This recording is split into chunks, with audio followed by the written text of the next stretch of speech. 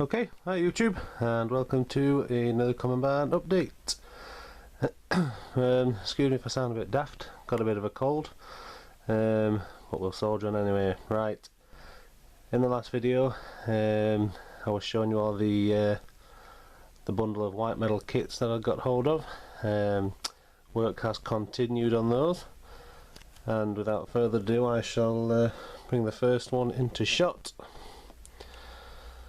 So the first one to show you, this other kit I have done, is the other Morris, the Morris truck.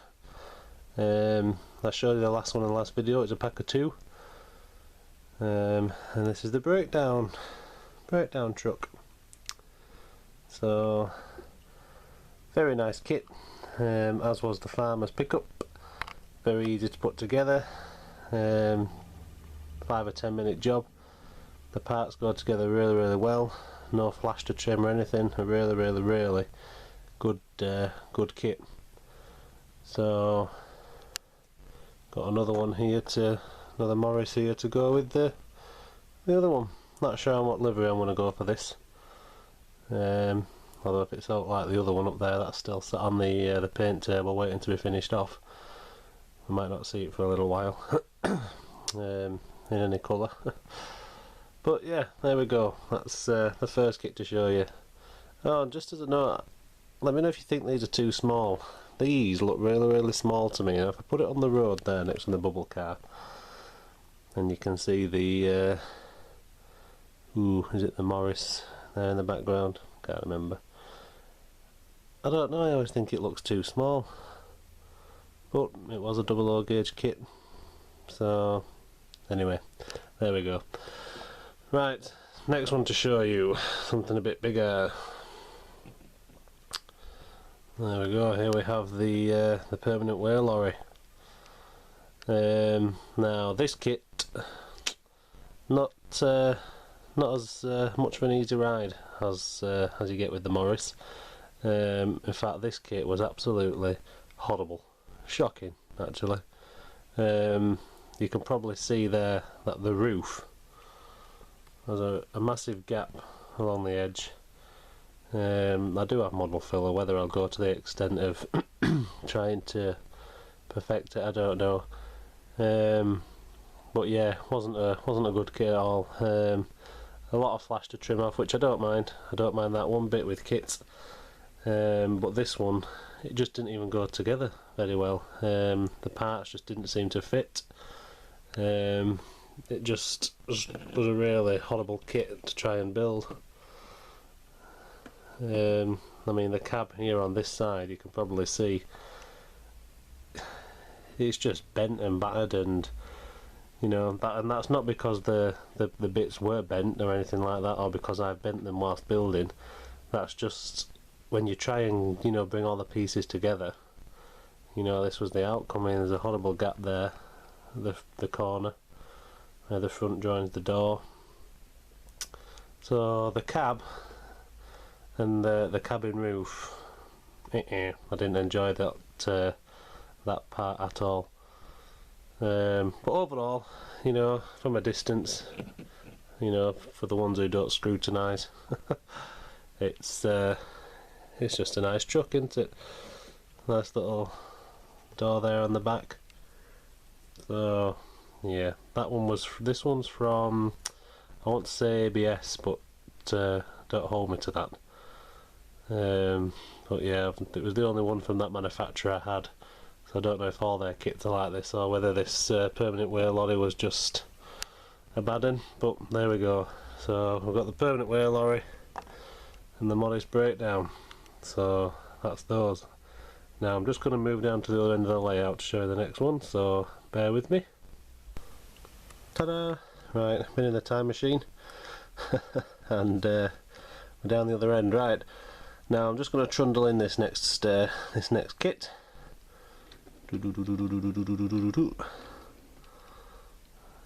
And here it is. Here we have a wagon crane. Now this kit, brilliant, absolutely brilliant kit. I thoroughly enjoyed every second building this kit. The only gripe I had with it is that you had to be a pretty good crane engineer to know which every single part was. The diagrams weren't all that helpful. None of the parts were named, you know, or numbered. So, but I got there in the end. Now it's not completely finished. The buffers are missing off the ends. The chain's missing from the crane, and there is two supports that go from the top of the jib end right down to the back of the truck. And I haven't added those yet either, because annoyingly the wire for that is curled up in the bag and you have to straighten them out, and straightening it out is proving a very annoying task. So this is where it's up to. But yeah, as I say, really nice kit, very well detailed, no work to be done to any of this. It just went together really nice, and I have actually got two of these. I may not get around to building the other one, may sell that on, but I mean, if I can zoom in there on the mechanism, you've got a nice cogged wheel in there, and all that was individually added. This kit was from Mike's Models, and it's just a really, really nice kit, some good metal wheels. So yeah, once finished, I'm looking forward to getting that one painted up.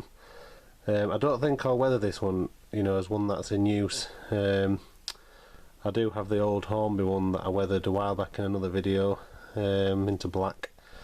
I'm thinking for this one I'm going to go for a BR green livery for the crane, on a bit of a black wagon, red beams. So yeah, a really nice kit. I'll just see if I can turn it round, show you the other side. Bear with me. There we go. But it's a fully mobile crane. It all turns around. The arm lifts up and down. I won't try and show you with one hand because I might want to pull it off the track. So yeah, that's the other white metal kit that's been built. So that's from Mike's Models. Don't know if it's somewhere that's still in production or anything like that, but if you like the crane and you like building your kits, I'd thoroughly suggest this one. Really nice kit. Right, so to show you next, just as a mention, you'll be able to see the 08 there in the background, still with its body slightly off. I know I've said that there's plans behind the scenes for that, still ongoing. Bear with me, but hopefully, you know, it'll be a very good outcome. But yeah, it's not forgotten about. Right, so the next bit to show you. Now, I was started a job in the last video, and well, I won't say I've finished it, but I've got it in a near enough pretty nice complete state. So I may move again for this one because the light does like to cast shadows on it. So bear with me and I'll move again. Back in a minute. Right, and so here is the other part of the light I've been working on, and it is of course this tops road that I'd started in the last update. Now I've stood up and I've moved myself further down the layout because the strip light above is to the right hand side, so it'll cast a shadow if I'm leaning in. But I'll get in as close as I can. So you'd seen the road and the row of cottages. Now I've done my best to blend the cottages in with some foliage there at the end of the gardens. As my friend rightly pointed out, the ones on the right hand side, what I should have done is strip them, cut them down the middle, and set the right hand side ones down a little bit so there wasn't as much of a gap. But I've built the foliage up at the bottom of the gardens.